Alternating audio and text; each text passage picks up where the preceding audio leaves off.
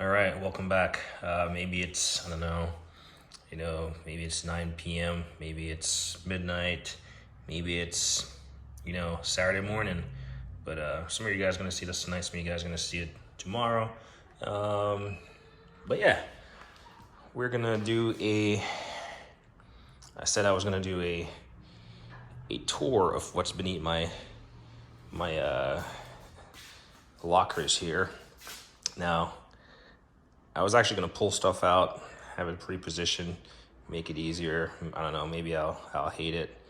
It would have definitely made it faster because I'm gonna have to set a tripod down, pick it up. So we'll see how this goes. So pardon the tripod movements, but beneath your toolbox, it's a lot of storage space. As you can see, I have a lot of cases under there. Before I go into this, I say it time and time again, I am by no means a professional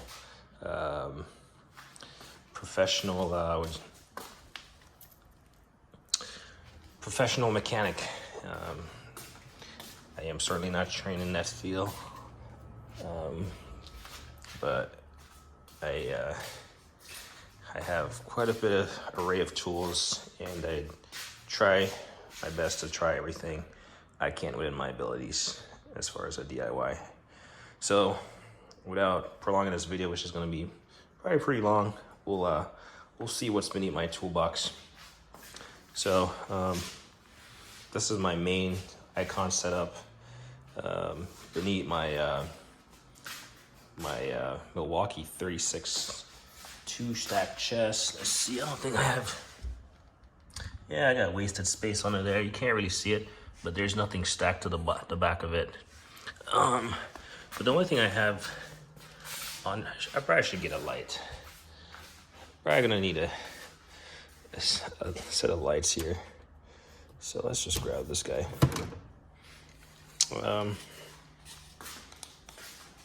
Just supplemental light. So, I mean, you can see beneath that toolbox, there's nothing. Beneath this one, like I was saying, pretty much, practically, yeah, there's nothing. Minus the fact that I have some Harbor Freight wheel chocks. So, doggone Harbor Freight all you want, but these are solid rubber. I don't care who makes them or where they're made. These are solid rubber chocks, and yeah. So we'll just get started on this main box. We'll see if the supplemental light is needed. Try to fix this tripod. Maybe I can, set it up on top of my toolbox. Shines downwards. Oh, apologize. Apologize that I don't edit my videos also. But first thing we got here, it's a pouch. Now, I am generally not a fan of roll-up pouches.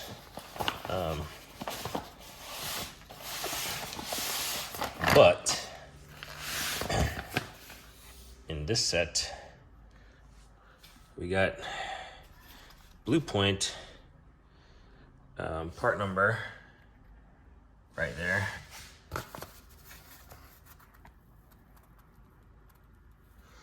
But it's their, ratchet in, flex head, reversible lock-in, wrench with a handle. Now, obviously this is the metric, so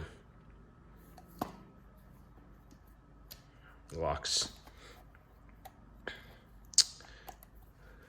So one of the benefits of doing these reviews is that, and I'll save everyone the trouble of me trying to do this, wrap it up by one hand. So I'll put this back. You know, people always start videos and say, hey, I'm doing it for insurance purposes. That's great. But really, this is OEM tools. Really, you really want to go through your tools every now and then so you don't end up buying the same stuff multiple times because you forgot that you had said item. Or maybe you remember you have it, you just don't know where it's at. Like I'm still searching for my Noco charger. Now this is their you saw the part number earlier, but these are their larger wrenches. You got 21, 22, 24, 25, 27, 29, 30, 32. I mean, the finish on them is not, I'm not sure what you call a satin type finish. But, you know, for large wrenches, 12 point. I really haven't used these. I just figured, I mean, they were cheap. They'll come in handy. I actually want to get the master set of Tecton wrenches. It goes from like 8 to like 50, and it does not skip a size. So I like having all the sizes just for that moment where you actually need it. Like I said, this tripod would be moving around a lot. So the set gets even bigger. So this is a 22 121, and I'm having to sit on the floor a lot to get this done. This was the 22 120. I apologize, this video is going to be long, so hopefully it's your day off. You can sit back and take a look at this. Now look at these sizes. So this one stopped at 32, and then this one picks up at 33, 34, 35, 36, 40, 42, 46, 50. Now can you imagine the Tecton? I'm just in awe right now because this is a 50. And this is huge. And if Tecton carries all the sizes from 8 to 50, wow, that's amazing. But not certain if I'll ever have a need for a 50. But if I do, I'd like to have it. Now I was saying, I'm not a fan of these roll-up pouches. They do have the hangers. You can hang it. I guess these, yeah. See, it just fell out. You do have the hangers. You can hang it up because they just fit downwards. So if you have the wall space, certainly you could do that. I mean, we're 8 minutes in. We might have to do part 2 and get halfway, do a part 2. And I'm breathing heavy already because, man, this is some large wrenches. But believe it or not, they're pretty cheap. So this is it's not an SK. Actually, I need to. I'm sitting on the floor, and I'd like to just grab one of these and sit on this instead.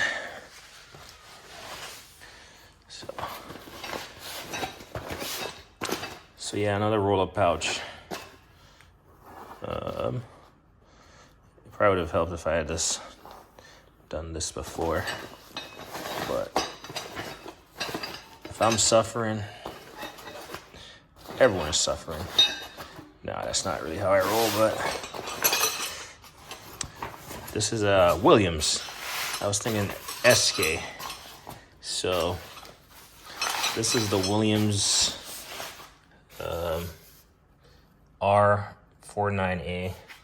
And these are the, they're angled ones. Like this, look at 24 mil, 12 point, not a 45, probably like a 35 offset or something.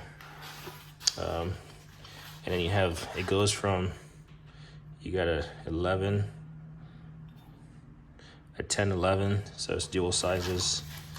I'm not gonna go through all of them, but then the largest size is looks like a 32, yeah, and these are USA. So for all the USA fans, it does say USA on it. So it's a lot of pouches. So this would take up a lot of wall space. This is certainly a more durable canvas than the previous ones. All right, now for something with a roller. All right, so this is the pain of my existence. Picked up this Lucas oiling thing or greasing thing, and this thing has leaked ever since I've had it. Now, I haven't tried to crank down on the fittings or anything, but it has leaked, and this is why I have it on here. It's still full, and when it's for how much I use it, which is very little, only when I use my surface cleaner, or I don't even so this is meant to grease your Zerk fittings. So you got a little nipple on there, and you can grease those. But from most of the stuff I have, they don't move, so I don't grease them. But my surface cleaner, whenever I power wash anything, I always grease it. Let's change out my battery terminal, and I'm just gonna bring myself to throwing away this because it still works. It's just, I don't know, maybe it can be an eBay sell or something. I don't know. I do have some pullers in here. So these are some cheap pullers, no name pullers. And I think this blue tray was from my kid's train set. Yeah, no name little pullers.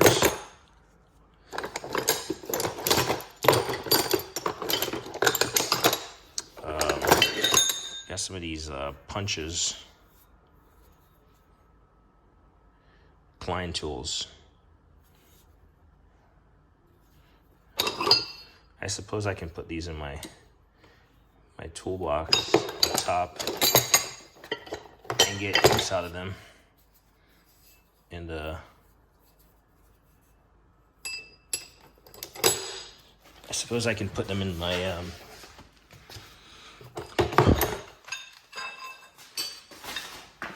about a trip. I suppose I could put them here so I can get use out of them. I'm more likely to see them. Yeah, and I already have some up here already. I got a bigger one. So this is where they need to be. This way I can see them and use them. I might have just tossed them here when I was moving. And then we got it's like a press plate. So this too can make its way over to my press. It's not a press plate, it's just like a template guide. So you wouldn't want to press anything on that per se, but we'll leave that there. Yeah, this video is gonna have to cut. Actually, the next one I do, I'm gonna actually pull some of the stuff out because they're gonna get more cumbersome. So yeah, next we have the Tool Creeper. Just saw these back on Amazon for like $100. Really, I mean, light duty. It's not really heavy duty, but it's just pretty low profile, and it's pretty nice. You got this little smoking, I don't know what kind of creeper he is, but made in the USA, or maybe the sticker is made in the USA, but at least they have the metal here that's stamped. Comes on, doesn't have any locks on the casters. It's just free floating, but deep enough. I like doing it, especially when I use my quick jacks, or even anything really. This is really nice. I need to put it next to my lift, like on the back of my lift or something. Find a way to hook it up there. But that's that.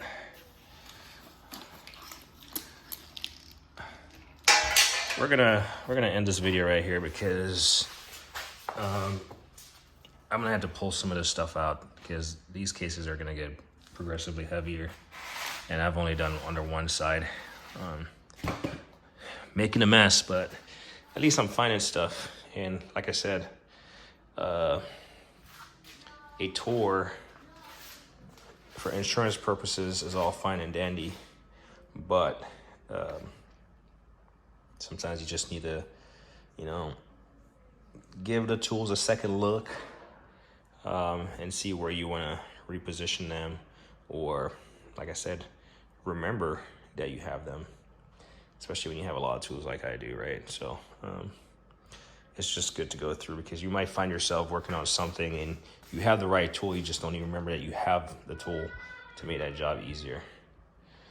So we're gonna call this one part 1, under the toolbox tour part 1, and then I'm gonna pull all these out and make it easier for myself and much more bearable for you guys. So without further ado, as me always say, like, and I hit a thing.